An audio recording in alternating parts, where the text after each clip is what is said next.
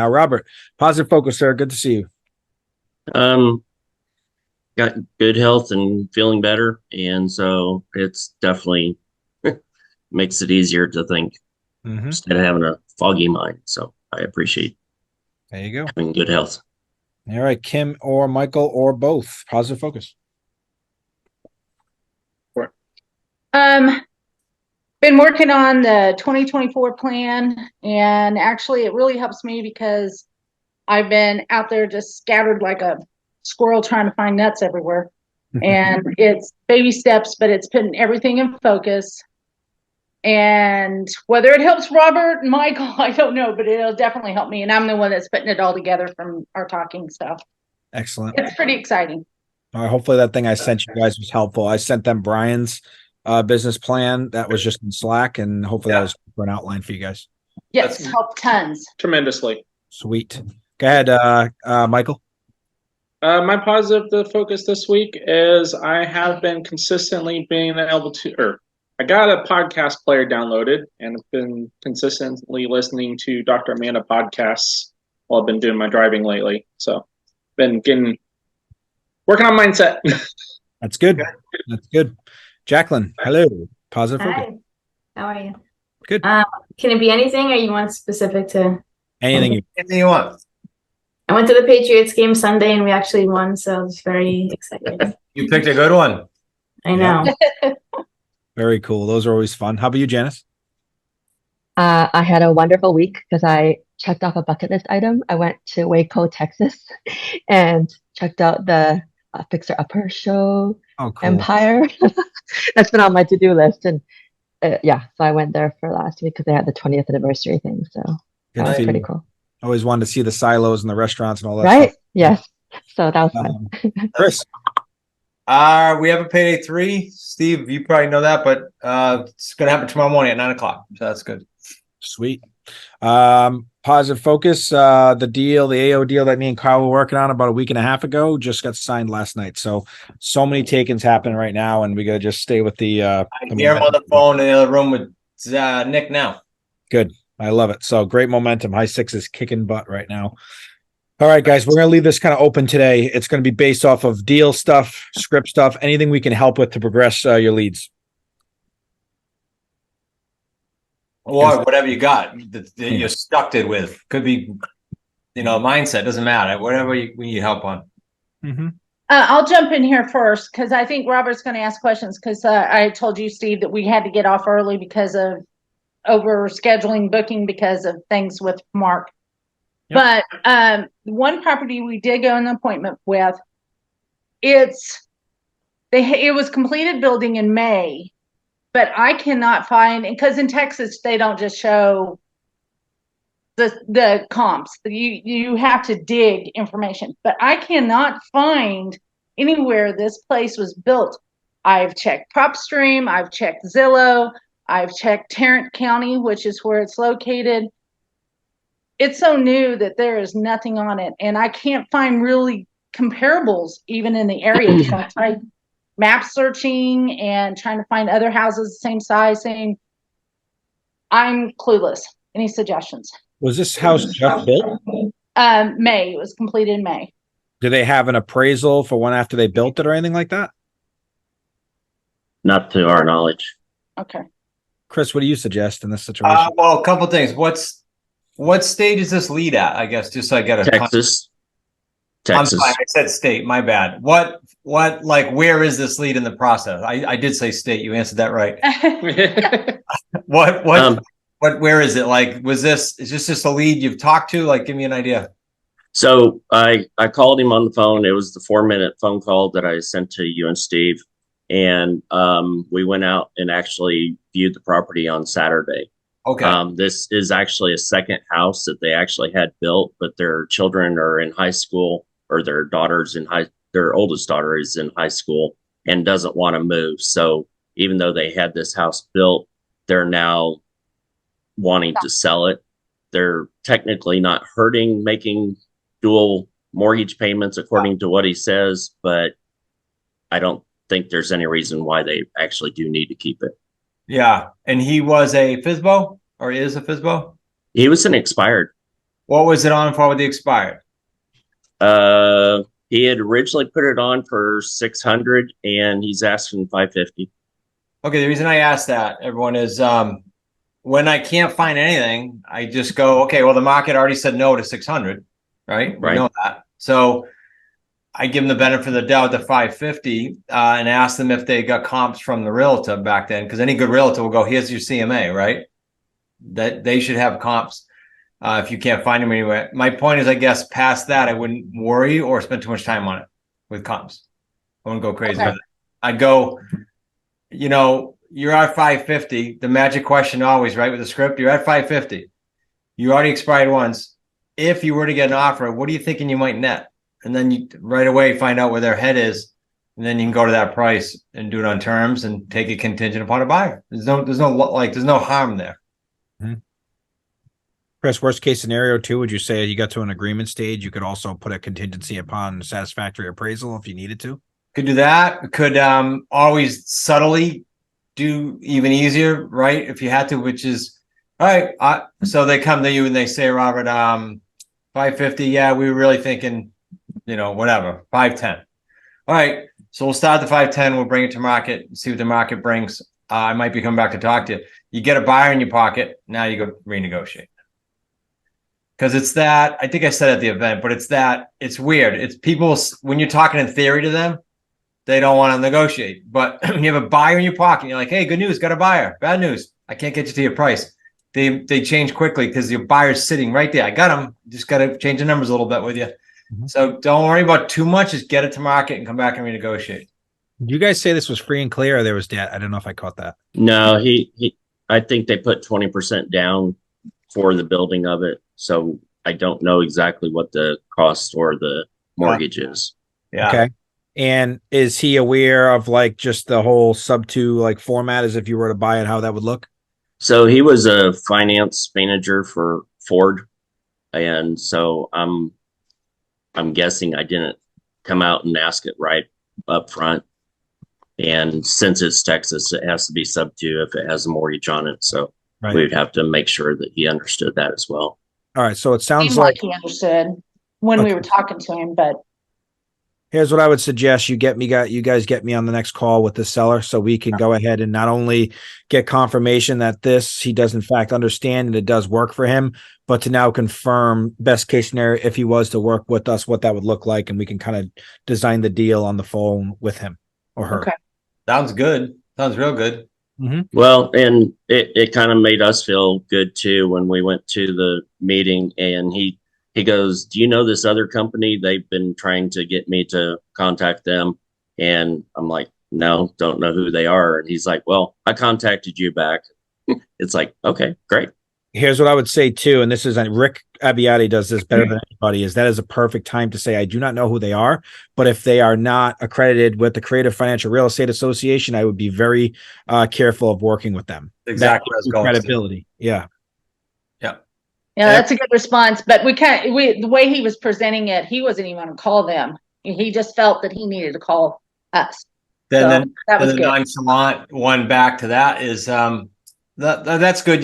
Kim would be, that's good. You didn't call back because they're probably not even accredited anyway. You know, that type of like nonchalant language. Yeah. You're not going to talk about it. I'm sorry, Chris. No, I just said that's good for everyone here. You should be using that to your point about Rick all the time. Yep. Yeah, it's just you're not looking for a response or to talk about it or anything. It's just you're seeding that in and you're moving on. It's just something that's going to be in the back of their mind now. Well, here's the other thing is they furnished the house because they had thought about renting it out to like, so his wife works in the medical field and renting it out to the temp agencies that bring in the nurses or doctors. But I don't think they really want to go that route. And they said should lease for around $4,000 a month. And their current PITI is about $3,500 and is fully furnished. Okay. Yeah, they must have a new loan with a higher interest rate based off of those numbers. Okay. All right. Well, let's get. Sorry. So what was the rate of the 550 house out the one you're talking about just then? Yeah. Okay. We got to find that out. Yeah. We'll get me on a phone call with you guys. If you guys can find out when the person's available. What's today? Wednesday. You guys are in Texas, or was that Central Time? I don't know whether it's either later morning tomorrow or it's Friday, a more open Friday. We can get on a call with them and then just really progress them at least. I'm in Yermo, California right now. So Okay. All right. So see if you can find a time on Friday. Friday's pretty open right now. That works for them, knowing that I'm obviously on Eastern time, and see if we can get them on the phone. perfect. Thank you. You got it. If you only put 20% down, he's probably getting close, huh, to his number. Yeah. Okay, good for you. What else, guys? Good questions. I have another one, if you don't mind, real quick. Yeah. It is a townhome, and I actually have another lady that we were texting back and forth this morning because she's on calls and I'm on calls, and so I was going to talk to her.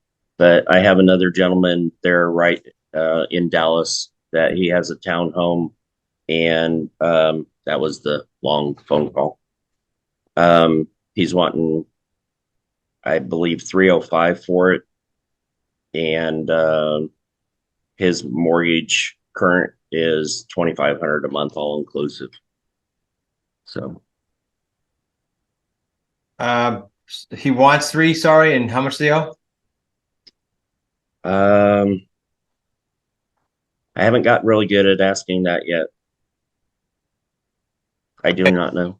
I'll give you guys a little, and Steve, I'm sure, has a tweet too. On that stuff, if you find yourself hesitant, just make that nonchalant too. Remember, this is just a conversation, right? So when you talk to them, it's rough. You make it probably like, hey, roughly how much you owe, and like you're ready to write down. If they balk, which they don't usually balk, but if they balk, you just say, all right, well, I'll just give you an example without it. I'm going to need it eventually, but hypothetically, if you owe 250, we're guaranteed, just go right into your math using a fake mortgage number if they won't give it to you. Okay. Yeah, That no, I works. like that. I was, and I can be a little more specific on what Chris said.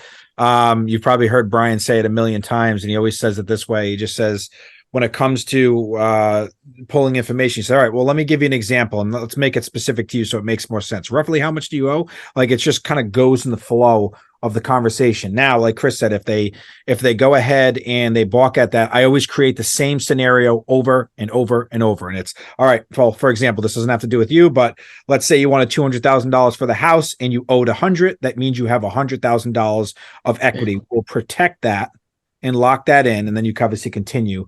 But like, always use like the same formula if you can't use theirs, to just make it something that you can replicate over and over again. And it can't be misunderstood. It's the easiest thing to understand. Like a child can understand it. Okay. Perfect. Thank you. That makes sense. It does. Okay. Okay, I have 3 leads going on right now. All 3 are ladies, and I realize the calls go on for a lot longer than 10 minutes because the conversation just keep on going. But I think that's part of building rapport. So I just, I don't let the time get me kind of nervous about going over anything. But okay, the first lady, Chris and Steve both listened to the call. She's an 83-year-old lady.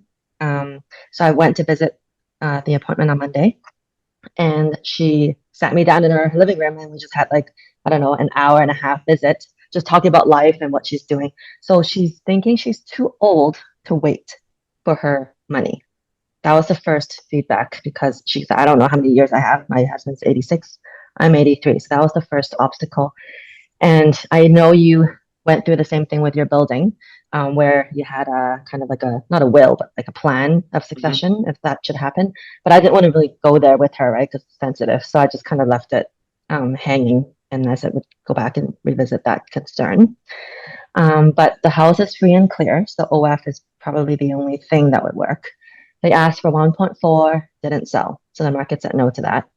I think the Redfin assessment is like 1.2, 1.25, something like that. It's counting the basement, half is unfinished, but the whole thing could be 6,000 square feet. So it's a huge home. Nobody really wants to move into such a big home at this time with the high rates. And, there's a lot of updating to be done as well inside. So I'm not sure if this is a good fit for what we were trying to do here, but it's, there are some things that fit from her story. So, Christy, do you want to say anything about your building, or how you scripted with the older gentleman you work with? Well, I had the luxury of him, like he had his plan, but I There's two things that came to mind, Janice. One is, I know it's a hard conversation, but someone who's 83 is used to it. And you say, my dad's 84 or 83. So I understand. But I would say two things. One, if it doesn't sell, sort of what's your plan? Just like you would ask any seller, because then you might get some more data. Well, if it doesn't sell, I'll leave it to my kids or whatever. So it tells you where you can go next. For example, I'm going to leave it to my kids. If she says that, okay. So why don't we, instead of leaving them an asset that could be a headache, why don't we leave them a cash flow stream? And then boom, you get our attention, right? Okay. The other way you could ask it is, I just jotted this down as you were talking. Okay, hypothetically, Mrs. Seller, if you sell today, full price, I'm not with me, with someone else, you get the cash. If something was to happen to you, is your family going to take over that cash? Just have an open conversation. It's okay. And if she says yes, say, all right, so why don't we get more cash for them by doing owner financing, and they'll have a cash flow stream and a nice big balloon. Both of those scenarios are better for her family. You just have to have the conversation. You're thinking it's tough. She's not going to think it's tough. Right.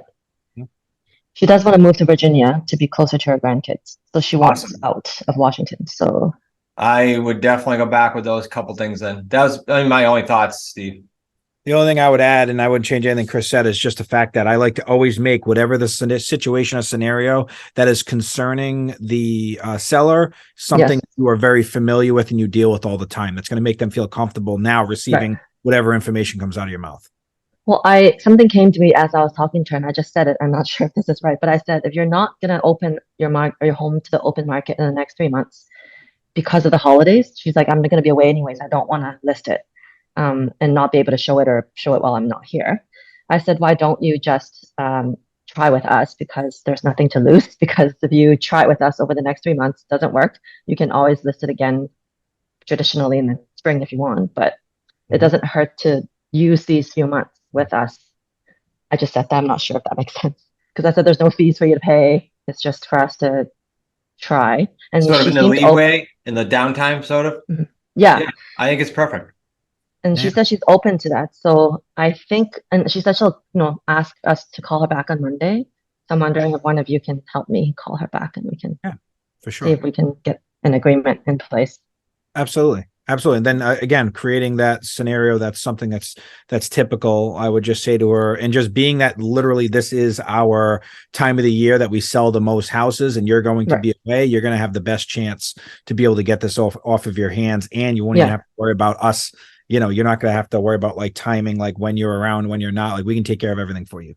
Yeah, I think everybody can probably use this, I guess, because it's the time of year where you don't want to list and be busy with showing during the holidays unless you're desperate. And then she also listed already. So I said your first price it'll be stale if you relist, and then buyers will know that you're relisting and dropped your price and lowball you even more, all that stuff. So I just played that, and she seemed to understand that could be a risk. Of course, she thinks the spring might pick up again, right? Everyone thinks so. So I kind of played that timeline on the holidays with her. Here's a good holiday script, you guys, that puts you sort of as the authority, because all the realtors are telling all the sellers that the holidays aren't the time to sell, right? This has been since I was a realtor in the 90s. And it holds true today. So you say to the sellers, yeah, I know a lot of realtors say that. Here's why it's the best. Besides what Steve just said, that we sell a lot of houses now. Here's why it's the best time. And they all agree with this. Say, look, job relocations are usually this time of year. Year-end bonuses are this time of year. So are you going to have less people parading through the house in general? Yes. But the only people that are looking now are serious people. That's the best time. No, bar none. Every year on this time, that's the holiday script. I should put that maybe out next week to the community. But that's what you guys should all be using. And then they'll go, oh, thanks for telling me that. Because the realtors all have it wrong, frankly. Mm-hmm. I used to list more properties in the 90s during that time than anyone, because they all went to sleep. And then, Janice, I want to kind of go reverse all the way to the first thing you said that I wrote down. You said that your calls have been running too long. Now, that's always scripting, and I don't know necessarily why, but I can ask you a couple of questions and see if you can recall. A lot of times when calls go too long, they are attached to asking open-ended questions that the seller doesn't know how to respond. You didn't give them a specific, so they took what they interpreted it, and they give you more information than you need. So do you feel like your questions are too broad and they're not specific enough to yield an answer that's going to be concise? Probably. I went into like if the first call flows well, which is with the third lead that I can go over, she just revealed everything like why she wanted to like beyond what I wanted to hear, like her family issues and her mortgage balance already. Like right away, she was pretty open to it, telling me the numbers, which sometimes I thought I'd get on the second call and not the first call, but now I'm able to get it even on the first call. So I guess it could be very open ended. They just go on and on. So what's that question you're asking that's getting that response? I guess that we can help with that. I think it's why are you selling? And oh, they make comments like are you guys a scam? Are you gonna lowball me? And that's when I go on for a bit explaining we don't lowball. And then Okay. it goes on and on. So can I jump in, Steve? Two things. One is, okay, three things. The elderly is the only people that I do have a little more patience with. Like you have to sometimes. I get that. Totally get that. Secondly, though, when you say, "Oh, I feel like I gotta explain it there," if that goes long because they said, "Is it a scam?" or whatever, your answer is short and sweet. It goes back to the accreditation. No, we're accredited. We're the foremost experts in the country, and you move right on to the next question, and they forget about it. The more attention you give it, the more it's going to be a conversation. The other thing I wrote down was set boundaries. This is good for everybody. When you get on a call with someone or an appointment, if the appointments go along, you set the boundary up front. So you set what's the outcome you're looking for. You say it to them. And here's how much time I have. I'll give you guys an example. I have a call at 3. I was telling Steve about it. It's with an attorney and a builder that I don't want to be on the phone with. I think it's a waste of time. So I'm going to start the call today, I promise you, with this. Hey, guys, happy to be on. What's the outcome you're looking for? And how long do you think? Because I've got about 10 or 12 minutes. And I'm being very specific. 12 is better because then they go, oh, that must be, he has to get off. Set those boundaries on all your calls and appointments. Almost all of them. What's the outcome we're looking for as a team? And I have this much time. Great. Let's get after it. Mm-hmm. That's Tony Robbins, by the way. When I was coached by his son, Jarek, he's the one who taught me that. Set the boundary. He learned it from his dad. Set the boundaries. Okay. I love that. Yeah, Janice, so I'll be able to help you even deeper on this just from continuing being consistent with call critiques. And obviously we'll set boundaries and teach you how to just jump in. Like what we usually say when people are rambling is we have to intercede at some point. Oh, you know what? That's a good point. Let me ask you this. And then you redirect them back to where you need them to be. Right. I know it's like you're interrupting, but they'll talk for as long as they think you're listening. Yeah. And I also have to work on that too, because I think I ramble when I'm nervous. And everyone, you're not alone. Yeah. Not alone. Okay. All right. So I'll see if you can help me with calling her back on Monday.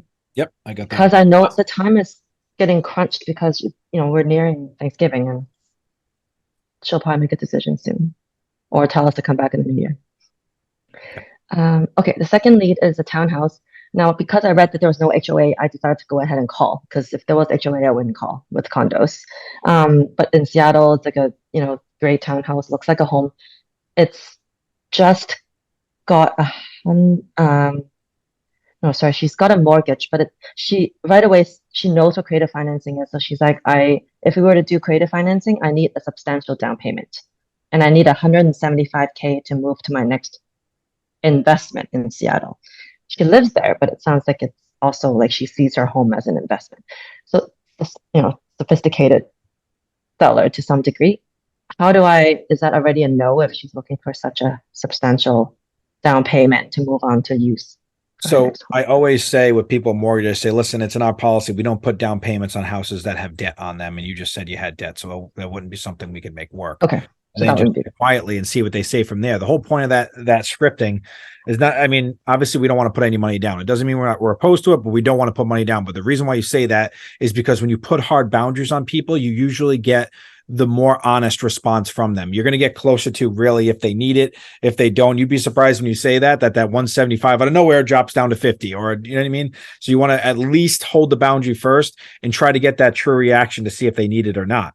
And what are you going to do if you don't sell? If you never talked to me before, you know what I mean? In the next 3 months, 30 to 90 days, you didn't sell. What do you do then? Can you even buy that next house? Right. That's the key. That last question. Yes. So that's the third lead. This one has only 100K left. The house is worth about 650. She's wanting to get away from her relatives. This is the one. So she is shopping for a new home today. She said, call me back on Thursday. If I like that home, then I'm ready to maybe talk further because I need to move on. She uh, she has 100K left, and we talked about HELOC, like if she could pull up some debt so that she could move on to that next home, and then we could still take over the entire payment. So that's where I left it. It took her almost 10 minutes to understand I'm a buyer. She keeps repeating, how am I gonna pay two sides? And I go, no, I'm gonna take over your first payment. And then it took her, she's like, are you a realtor? After 5 minutes. So it's took a long time, but she does understand that if I take over her payment, then she can take the 1,100 a month she's paying now to pay for the next house, if that makes sense. So I would make a tiny critique here of saying take over payments, because that could be, confused with like assuming, which we don't. Just say maintaining your payments on your behalf. Okay. So that they don't think we're assuming loans or using our own credit. When you say it that way, it's going to make a lot more sense. Okay. Got it. Good stuff in the funnel. Yes. Mm-hmm. I'll send over those calls. Hit me on Slack, Janice, and we will schedule a time to call these sellers or whatever sellers. Yeah. Okay. Steve, to your point, when you open the call, the high six, like I'm finding every call has a plethora of these leads. They're not just leads. They're really good, and the economy's making it. They're going to push these people. For sure. What else, guys? I had the exact same situation as Janice with the older person being worried about what if they're not around anymore. My guy was 94 though.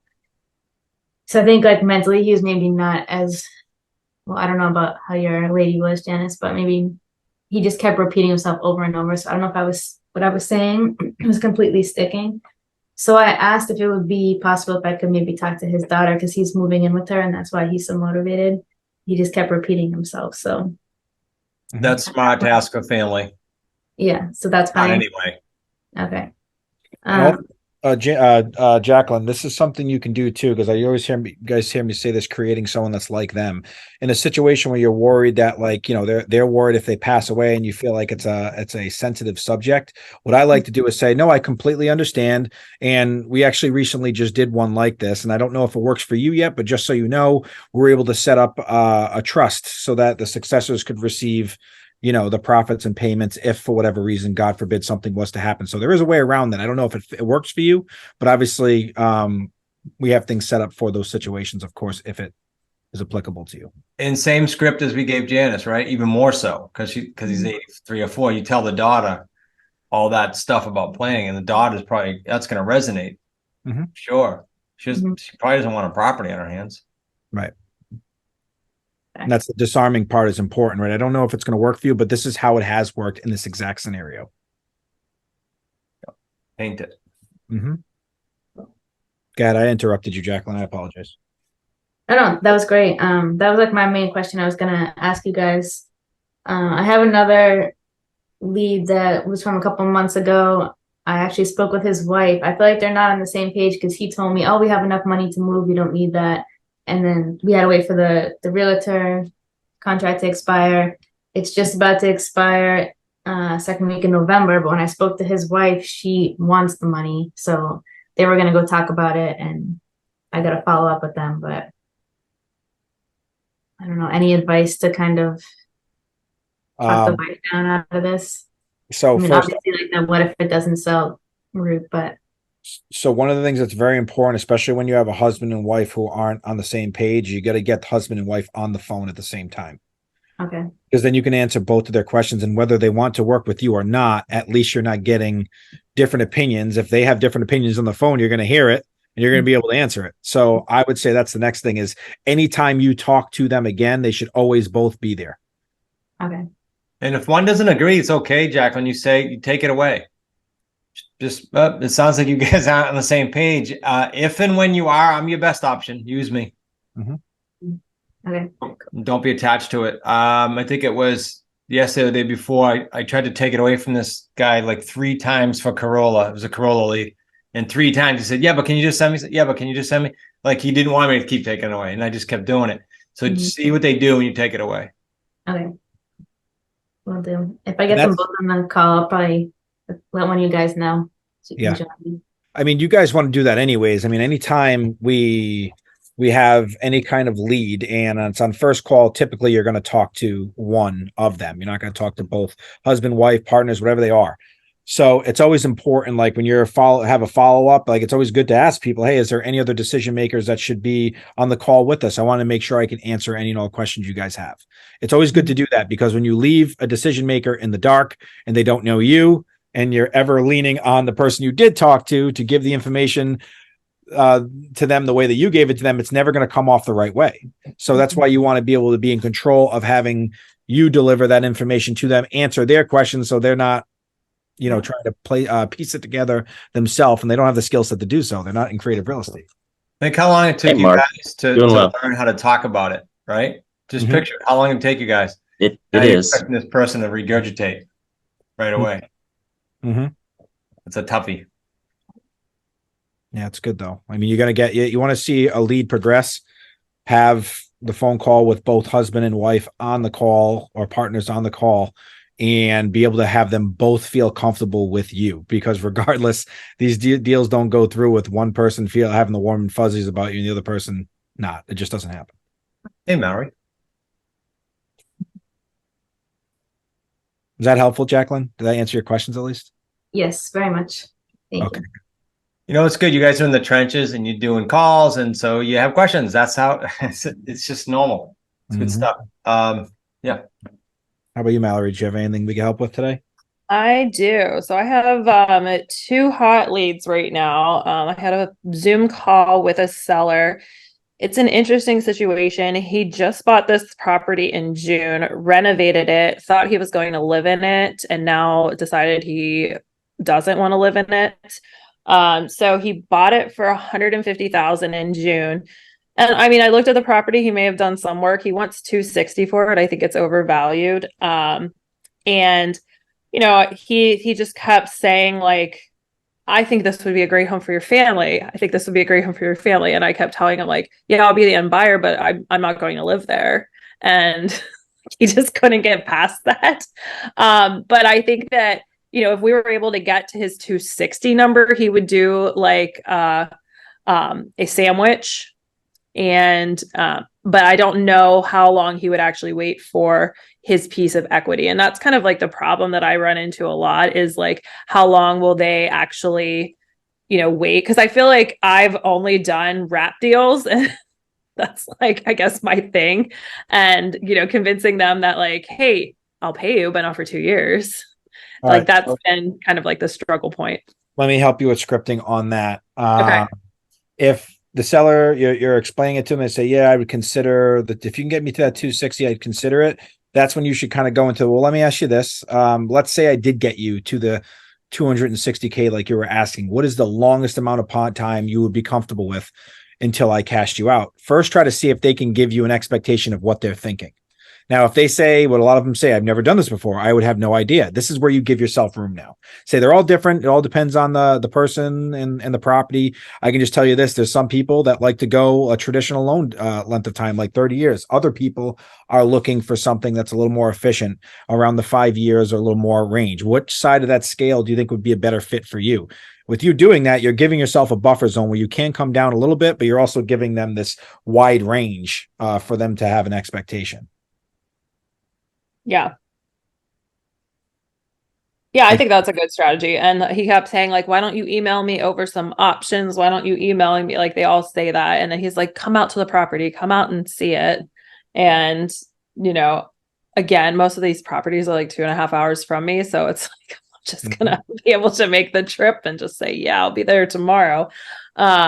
So I've been very selective as to like which properties I'm actually going out for appointments, especially if they are over like that 1.5 hour mark. But no, I think that's a good strategy. And I think he is very motivated to try to like get this off, since his mortgage payment is around like $1,200, $1,300, and he's just not living there. So it's empty. Why? I have a few questions. So why is he selling? Did I miss it? If he just bought I think he renovated it And I guess I wasn't clear on exactly why he chose not to live in it. I think maybe he wanted something bigger. It's only a 2-bedroom, 2-bath. So Might want to ask, just because that tells you or helps you or hurts you, depending on the motivation with waiting for their equity. Because as soon as you start talking about equity, I'm like, oh, that matters if they're not motivated. If they're super motivated, they can't wait to hear from you. You know what I mean? So that's why I say that. And then if the comps are high, Mallory, like you find out, oh yeah, like I confirm, like the comps high, I would celebrate that, because he can't sell conventionally then, right? And not even say to him, look, you and I don't make up the numbers, but if you are lucky enough to get someone that falls in love with that house, if they're getting bank financing, you're going to go through the whole process only to have a fracture closing. And we don't want to have you do that, and that gives you an opportunity to open the door about how the market's changing too. So this guy that day when I kept taking away, I just said, all right, whatever you think, use me as a plan B. The market's changing really fast. I said it so many times. Then he started getting nervous. Like he didn't want to use me as a plan B. He wanted to talk now. So plant those seeds always with the conventional comps, market sliding, blah, blah, blah. Yeah, Mary, let me do some scripting too, because you guys are always going to have people that are trying to force you to send offers out and you're not there yet. Yeah. So it's a good practice for you to set up boundaries there and say, hey, completely understand you want an offer. Just know, at least with us doing something creative like lease purchase, we're going to design that together. All right. And that's based off of, price, the timeline we're both comfortable with, knowing what your debt is. And we can figure that all out when I come out and view your house. And then that gives you that transition to booking the appointment as well. So that's what I would do. And you're giving them the expectation that on the appointment, we're going to design this together. And then whether it's either Chris or me on the call, now we're utilizing the appointment after you walk around and then you sit down at the table, we can get, definitive numbers on if we got you this price. Start talking about term length. So we're designing it for them, because what we want to happen is when people receive offers, these offers aren't based off of what we've just created in our head. It's what we've confirmed with them, and we know that will work. And that's when we anchor like a timeline, right? You want this price. It's kind of out of what we were seeing, but if we could get you there, would you be comfortable with this many years? Whatever it is, you're setting these expectations for the next stage, which is important to people because that keeps their attention. Yeah, definitely. So that's one lead. The other lead I had is actually here in State College, which would be very nice. So this is a FSBO expired, and they originally had it under contract, but the buyers backed out after the inspection because they figured the cost of remodeling it would exceed their budget. The plan was for this current owner to replace some of the carpeting, to add to the appeal, and possibly return to their previous agent who had it listed back in they've had it on the market from April up until earlier this month and wasn't able to sell. And so I, obviously posed the owner financing to them and, told them, like, if that's the number you want, like, I can get you that number as long as you would be willing to, give us terms. And basically his objection was, if he were to sell or finance for a significant duration, he loses out on most of the Section 121 exclusion on capital gains. And that was one thing I had never heard before. So I wasn't sure if that was something that either of you had worked with or had ever. I don't know that number that he's citing. Is this his primary? No. It's currently he has it rented to a friend. That's a Paul Dion question then. He's on Slack if you want to DM him. Okay. I would also ask him, like, can you, so just because I'm honest, I'm not familiar with that. I'm not a CPA, say. Right. What does that entail? Just so that I can kind of get on the same page as you. And see if we have an answer. Yeah. So, and why is he selling, Melody? Did you say? I think it was just like he maybe moved out, and so it just now is like an investment property that he doesn't need. So I think he's just looking to get out. Chris, but again, it's been listed since April, so I feel like there has to be at least some level of urgency soon. But well, not only that, you're correct, but not only that, but I have no problem saying to a seller along this comp idea, look, the market will tell us. You and I don't make up the numbers, and the market's screaming that you weren't priced right. It's just a fact. That's nothing personal. It's just you're not priced right. Here's another stat. You guys can write this down. I tell sellers if they're on the market, I said, "You get any showings?" Or whether they say yes or no. Okay, did you get any offers? If you're getting 0 showings, you're 10 or 15% overpriced. If you're on the conventional with a realtor, if you're getting showings and no offers, not too bad, but 2 to 5%. And I tell people that right up front. So it's not. Don't take it personally. It's not me and you. The market's telling you. Mm-hmm. And also, Chris, this is just me asking you. And obviously, it probably wouldn't have been appropriate on that call to go this deep into it, but it would be the title transferring that would trigger the gains being owed. So would this be something where it'd probably be more appropriate for like a contract for deed kind of thing, if this is in case is a problem? Or some other concoction of changing the date we're going to transfer title. Sure, you're on the right track. That's why you have the Or right a lease suggestions. Find option, out. because then the title doesn't transfer anyways. Yep. And again, we all are saying these things not knowing what that code is. So we're probably correct on all fronts when everyone fits that code. Yeah. I think, and I don't know this for certain, but I think this was one of my former law professors. Really? Yeah, I mean, it's been 12 years, but his name sounds very familiar, and I think he was my evidence. You'd have a connection if he brought it up. Bring it up. I know I should, but then I'm like, if he's not, I mean, I guess it doesn't really matter. Yeah, that's very cool. That'd be a cool one to bring up, though. Yeah, I would. The fact that he was citing a very obscure legal thing, I feel like he's probably an attorney. Also, too, you just said what that law is. I bet you if you Googled it, you'll get every piece of information. Oh, yeah. Yeah. If you need help, I just wasn't sure if anybody had ever that was an objective I'd never gotten before. So I haven't in my 32 years. So there you go, Chris. That's why I say on the shows, that's why I stick around until it's boring. It's never boring because every day I get something new. Yeah. Good stuff. What else, Steve? What else, everybody? We got like 7 or so minutes. This is good. So much scripting stuff here, as you see. Outside the fact of a lot of this stuff has to do with, like I always say it, like it's not about what you say, it's how they receive it. So there's a big psychology piece on creating people that are like them, so they receive information in a way that's not puts them on the defense.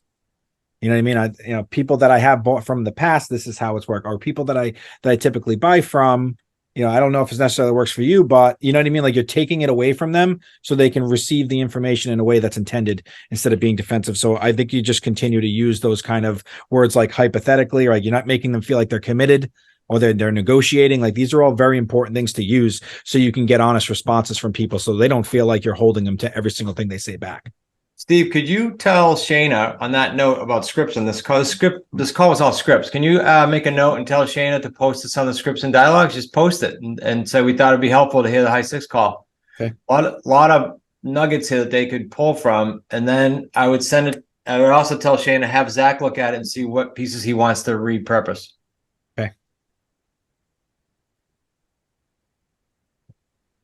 You guys got some nuggets today? Oh, a lot of nuggets. Good. I did have a question on the buyer side, kind of a simple one. I've been getting contacted by several realtors lately, and I was not entirely sure how to answer the question on. They were asking where do they register their client so they can essentially collect their commission with us. They have a buyer, they think? Yeah, they have someone that's interested in the property. So I haven't gotten much contact with them after sending them to the videos, but rent to own or conventional? Rent to own. Okay. There's no some have been just straight rental, but you say, but there's no see, these are just insecure realtors thinking we're going to screw them. You say there's no registration. We pay realtors X, watch the video. And if you have a buyer, you can be on the phone with them, but I need to talk to them directly. Okay. All right. That's what I've been telling them. Didn't know if there was something else I should be saying. No, keeping it simple is good. Like for sure. Yeah, you're fine. Remember that video that Chris is talking about is in Linda under cartoon seller marketing videos labeled Realtor Referral Program. Is that what it's called? Something Chris? like that. Yeah. Yeah. And I have that on our website, and I went back and watched that the other day just to see if I was missing something. So no, you're good. Okay. Cool. You're good. All right. Good to know. Cool. Steve, anything for the rest of the week announcement wise? Just regular stuff tomorrow, right? Mastermind. You just briefly told the other groups with this much time left about the 1031 thing. If you want to briefly say that again, Chris. Well, and if it comes up, just get me on the phone. But the 1031 issue is, I may have said this at the event, because this is a seller that had 11 properties for Corolla. When someone's trying to do a 1031, essentially, this is what I say to them, you're trying to maximize what you plotted this property and move to the next. And they go, yeah, of course I am. Okay, great. So with the lease purchase, we can do that. We're going to max your price out. We're just going to push it down the road. While that's being done, you get cash flow and you get depreciation still if it's not their primary.